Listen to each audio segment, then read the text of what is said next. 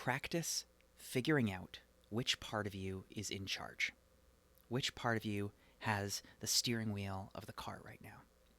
Is it the version of you that, if you study parts work, there are many different parts that we could talk about, but essentially for the purpose of this video, let's simplify it down to two parts. There's the part of you that is the wise, rational, confident, grounded part.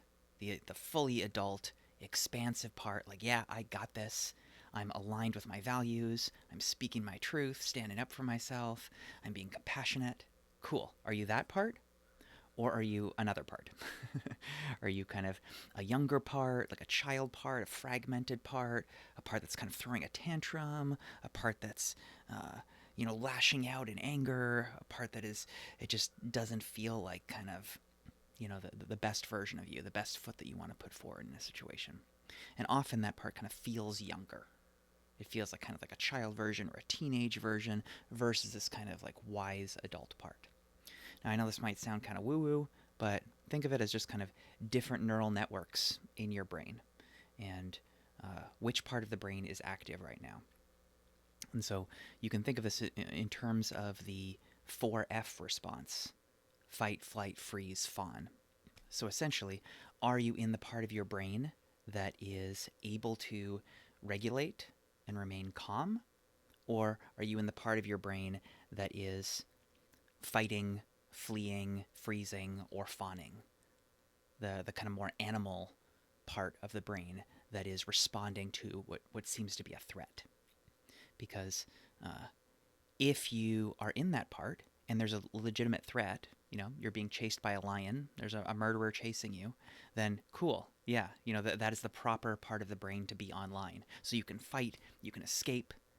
But if you're in the middle of a conversation with your partner or in a meeting at work and the escape the hungry lion part comes online, that is not actually going to serve you in that moment, because it equips you to escape or to fight, but it pulls resources away from the part of the brain that is able to think rationally and see the big picture and plan ahead. All right. So step one is learn to notice which of those two has the driver wheel right now, right? And the really challenging part about this is that this 4F response is so deeply embedded in us that it can come online so quickly before we even realize it. We think we're in our wise, rational self, and suddenly, bam, we're in flee or fight, or kind of like a child tantrum kind of thing. And sometimes we might not notice for a while. We might be in that for several minutes. And we're kind of, oh, I don't like this. It's not fair. I'll fight you. And then after 5 minutes of that, we realize like, oh, whoa, I am not in my wise adult rational self right now. Oops. So how do you do this? How do you figure it out sooner, right? Like all this sounds nice philosophically, but how do you actually do it in practice? That's the hard part, because it can happen so quickly and so without you realizing it. So I'll offer you kind of two approaches that you can kind of use together. So one is you practice noticing thoughts, and the other is you practice noticing the signal from your body. So for thoughts, if you keep an eye on this, if you practice catching yourself as often as possible when you're in kind of like a full 4F response, a full like not your best self response, that's going to be harder at first. So you can kind of start by trying to catch yourself in less extreme responses where you're just kind of like, oh, okay, this isn't working for me. I don't like it. All right, I don't like you. Basically, any time where you're feeling like really judgmental of yourself, judgmental of others, feel kind of like moody, whatever it is, just practice in those moments when it's still like not terribly bad. It's just kind of a little bad. Notice like, oh yeah, okay, this is it. I'm not in my wise, rational adult self. Cool. So there you can kind of study it. You can kind of say, okay, what has the voice in my head been saying? Like in my case, when I've done a lot of work around this, I've realized that the most common kind of child or teenage part that comes online tends to say, it's not fair. Not fair. I don't like this. I want it to be different. This can come up in relationship dynamics where it'll kind of have this story of like, I do so much for you. Why don't you do, the same amount for me? It's not fair. And so that's the signal for me. When I hear that, you can see how the phrase like "it's not fair," that's something a child would say, right? Like your wise adult self knows, like, well, life isn't actually fair. So yeah, often that's going to happen. That in any relationship, there are going to be waves of one person does more, then the other person does more, then the other person does more, right? So it's never going to be completely fair where each person is doing the exact same amount for the other person. So the wise part of me knows that. If I can feel like compassion, empathy, oh yeah, you're trying your best, I'm trying my best, cool. That's a sign the wise adult self is in charge. If it's saying, it's not fair, why don't you do this for me? That's a sign it's not the wise adult self. Right? And there's nuance here, of course, right? Like if you are in a terrible abusive relationship, then your wise self might be saying, no, this is not fair. I I am really much kinder to this person consistently than they are to me. It's actually time for me to get out. But can you see how that saying it's not fair sounds very different than not fair. I don't like it. So you're not just looking for the words, you're looking for like what's the flavor of them? What's the feeling behind them? So practice checking like what's kind of your catchphrase, right? What are the words that your younger, fragmented, not whole, not expansive, not wise self uses? And then you pair that with checking your body. So you can practice right now, like close your eyes and really try to think of like the last time you exploded or felt like it's not fair, or whatever it is, something that was not your best self.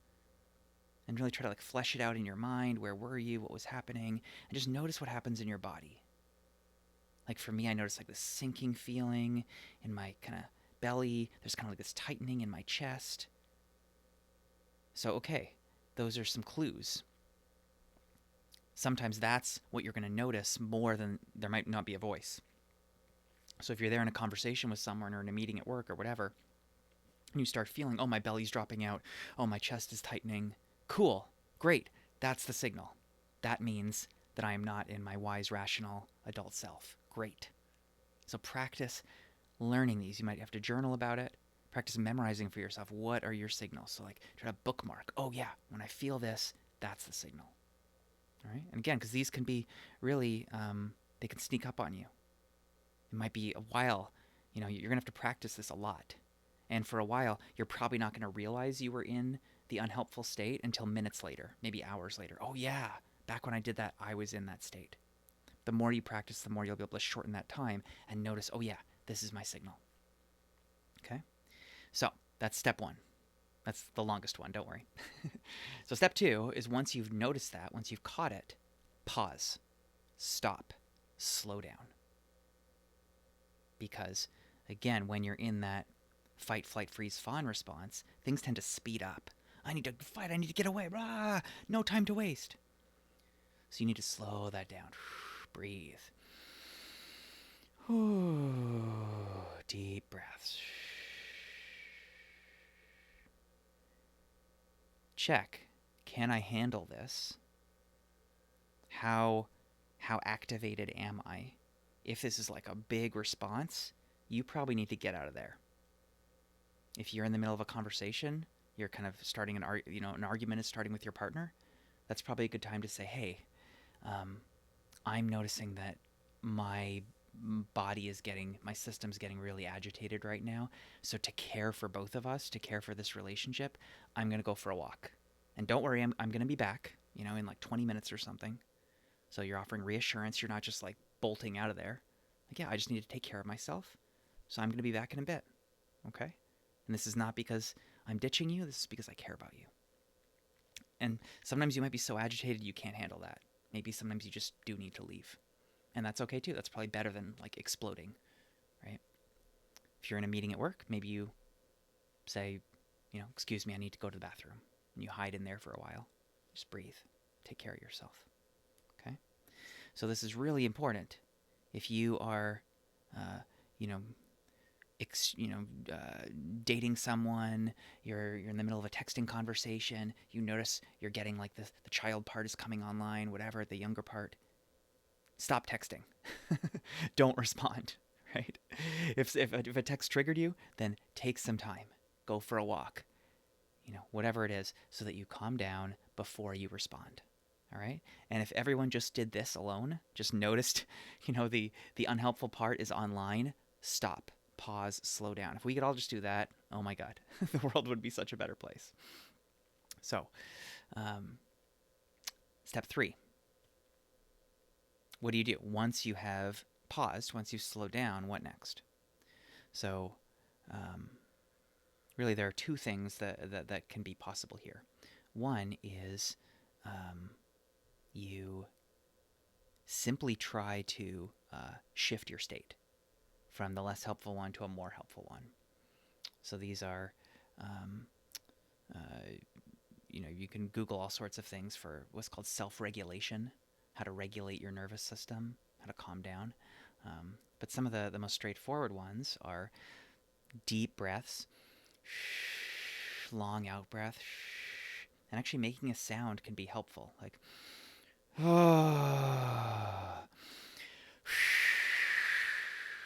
actually the vibration can have a certain effect on the vagus nerve in the body that can calm you down. So going like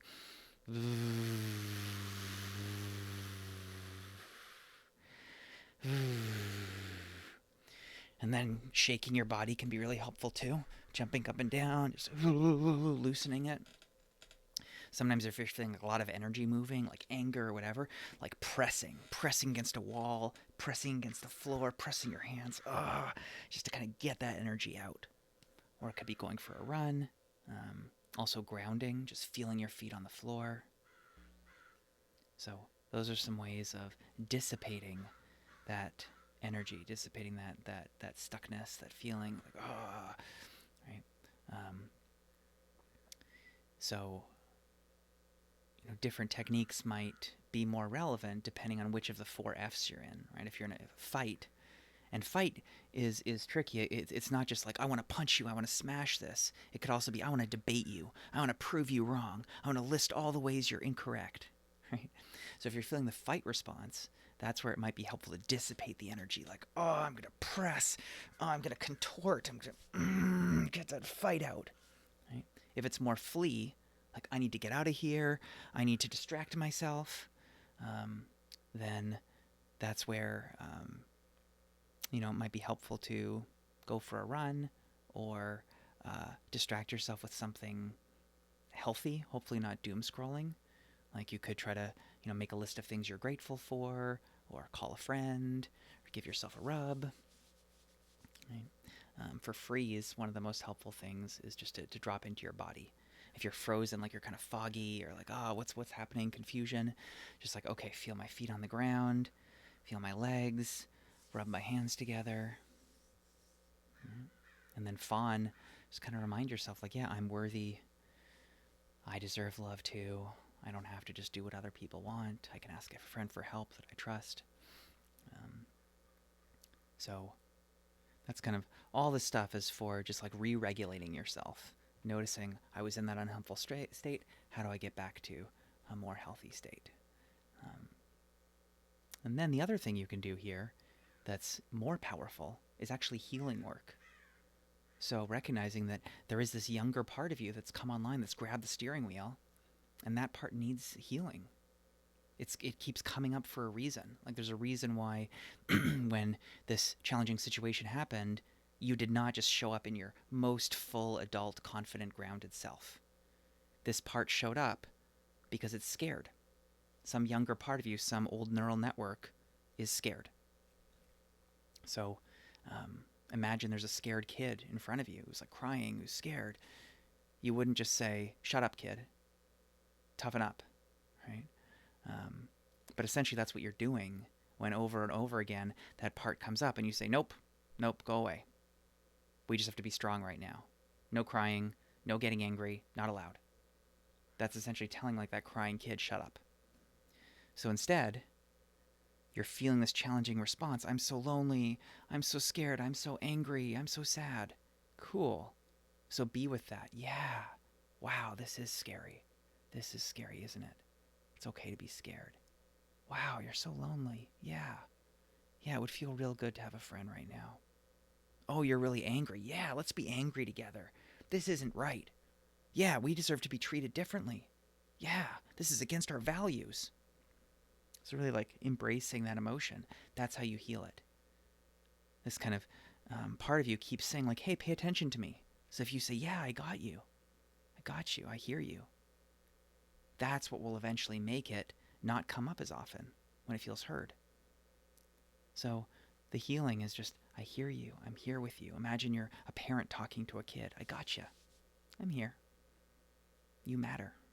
You can give yourself a little rub, a little hug.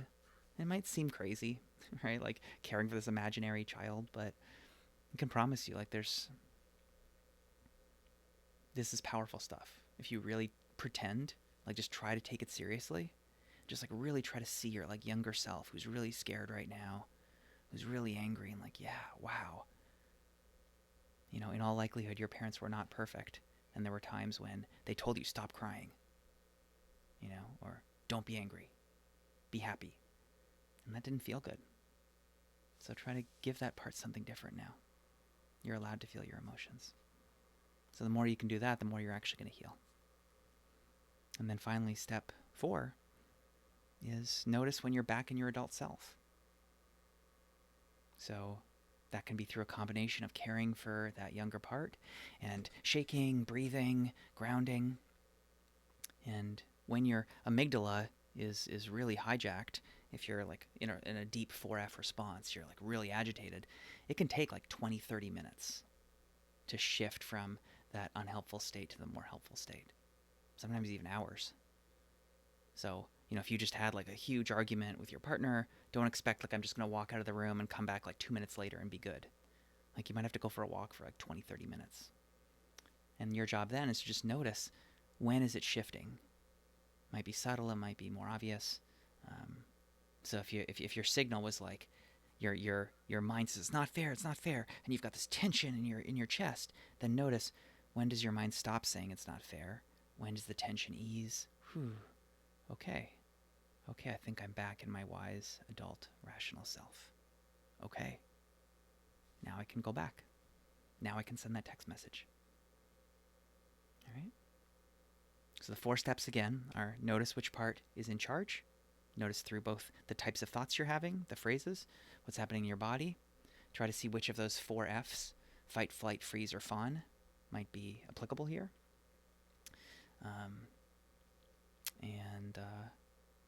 Yeah, I don't think I defined fawn. That's probably like the most confusing one if you don't know it. It essentially means like people pleasing, just saying what you think someone wants to hear. So then step 2 is pause, don't act, go take a break, separate. And then 3 is self-regulate, shake, breathe, ground, give yourself a rub, hum, and then try to do some healing work if you have the space. Try to care for that younger part. And then finally, step 4, notice the signs that you're back in your wise adult self. And then go on with your day. Take action. All right. So again, this really is lifelong work. I've been practicing this stuff for years, and it's been hugely beneficial, and it's taken a lot of work. So you really have to practice a lot. And I can tell you this stuff goes so deep, so many layers to peel back, and it's well worth it. So I encourage you to do this work. If you need support, I love helping people with this kind of stuff. You can check out michaelcallows.com for my coaching work. And I wish you a nourishing day.